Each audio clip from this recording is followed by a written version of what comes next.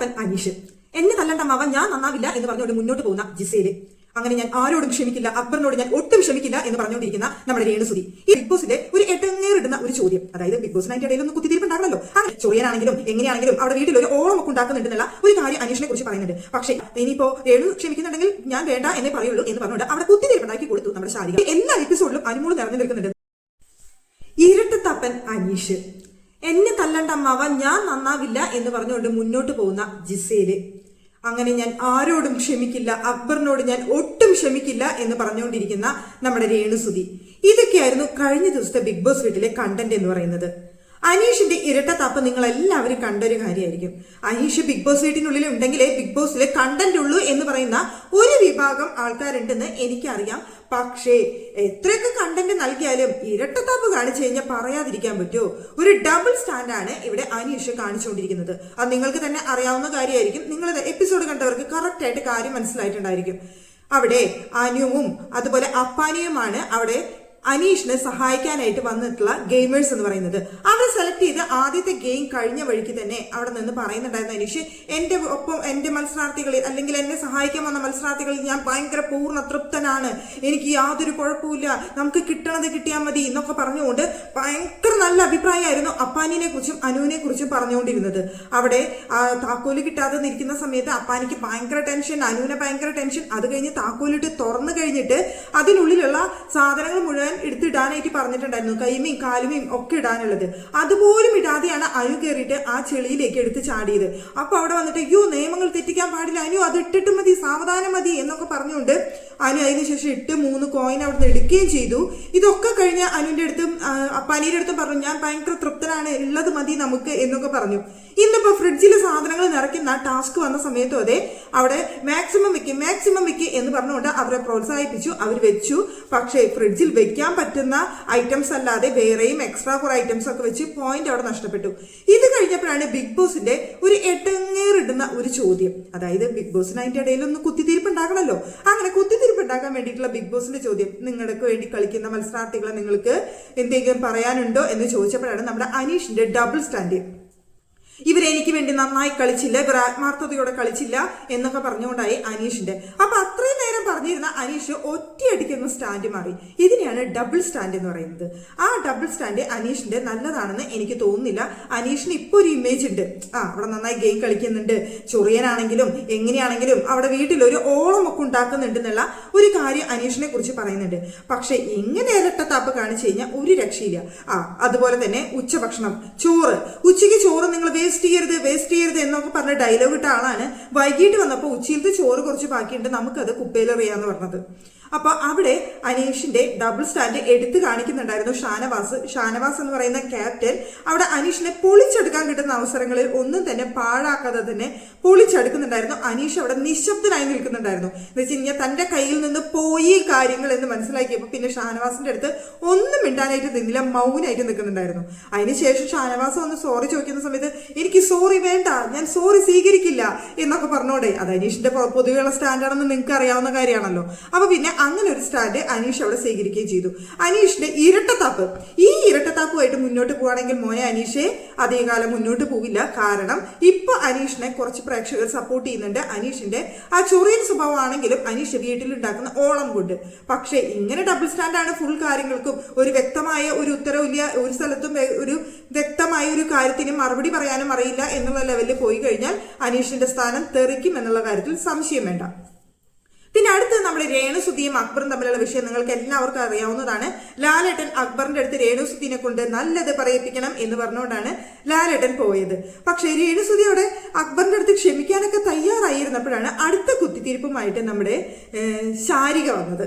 ഞാനാണെങ്കിൽ ക്ഷമിക്കില്ല, ഇനിയിപ്പോ രേണു ക്ഷമിക്കുന്നുണ്ടെങ്കിൽ ഞാൻ വേണ്ട എന്നേ പറയുള്ളൂ എന്ന് പറഞ്ഞുകൊണ്ട് അവിടെ കുത്തിത്തിരിപ്പുണ്ടാക്കി കൊടുത്തു നമ്മുടെ ശാരിക പിന്നെ കുത്തിത്തിരിപ്പുണ്ടാക്കിയതിനു ശേഷം നമ്മുടെ രേണു ആകെ അങ്ങ് മൊത്തത്തിൽ മാറി.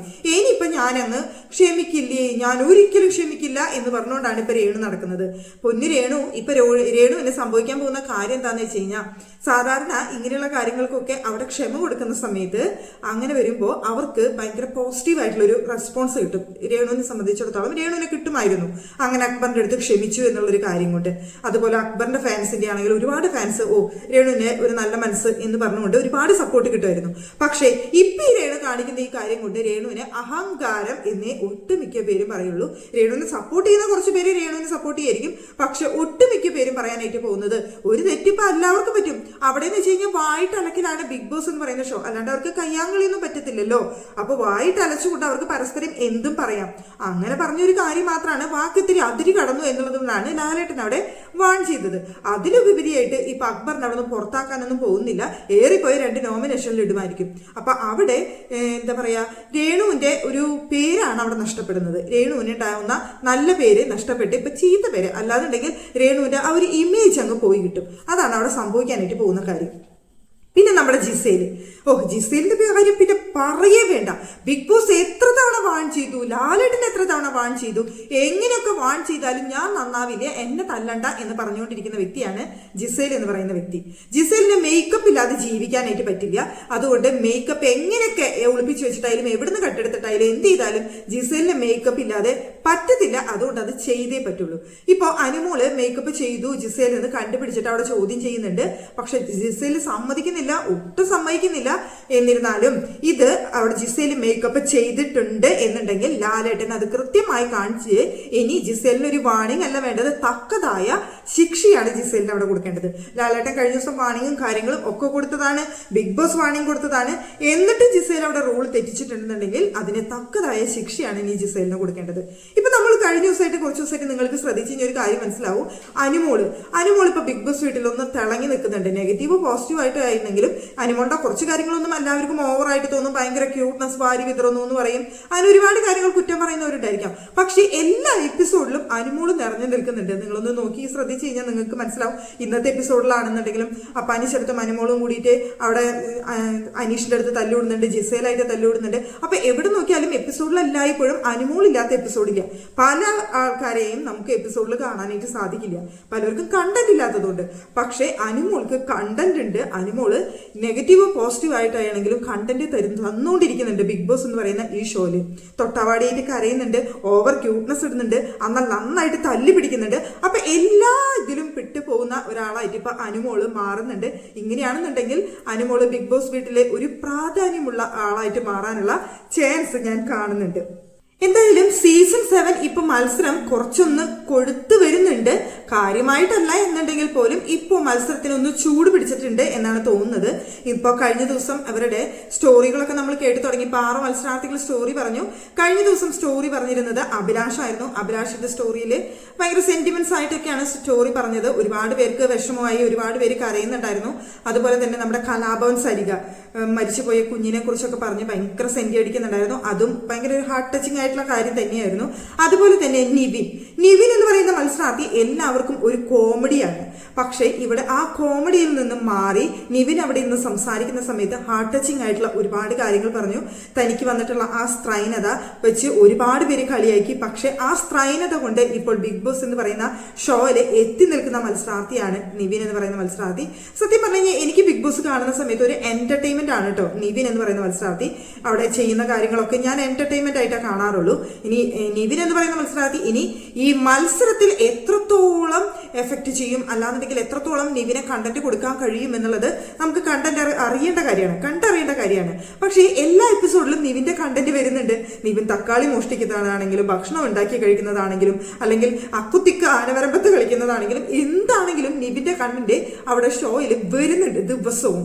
അപ്പോൾ നിവിൻ അവിടെ എന്തെങ്കിലും കണ്ടന്റ് കൊടുക്കാൻ കഴിയുന്നത് കൊണ്ടാണ് എപ്പിസോഡിൽ അത് വരുന്നത്. അപ്പോൾ നിവിനും അവിടെ എപ്പിസോഡിന്റെ ഭാഗമായി മാറുന്ന ഒരു അവസ്ഥയാണ് കാണുന്നത്. അപ്പൊ ബിഗ് ബോസ് സീസൺ 7 കുറച്ച് കണ്ടസ്റ്റൻസ് ഇപ്പോൾ മുന്നോട്ട് എത്തുന്നുണ്ട്. പലരും പല രീതിയിലാണെന്ന് മാത്രം. എന്നിരുന്നാൽ പോലും നമുക്കറിയാം ആരും അങ്ങൊരു ഹൈ ലെവലിലേക്ക് ഇതുവരെ എത്തിയിട്ടില്ല. അവിടേക്ക് എത്തുന്നത് ആരൊക്കെയാണെന്നുള്ളത് നമ്മൾ ഇനിയും കാത്തിരിക്കേണ്ട കാര്യം തന്നെയാണ്.